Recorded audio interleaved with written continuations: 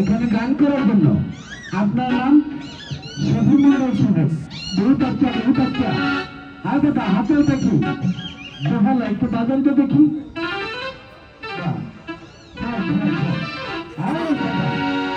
আপনার বায়না কত?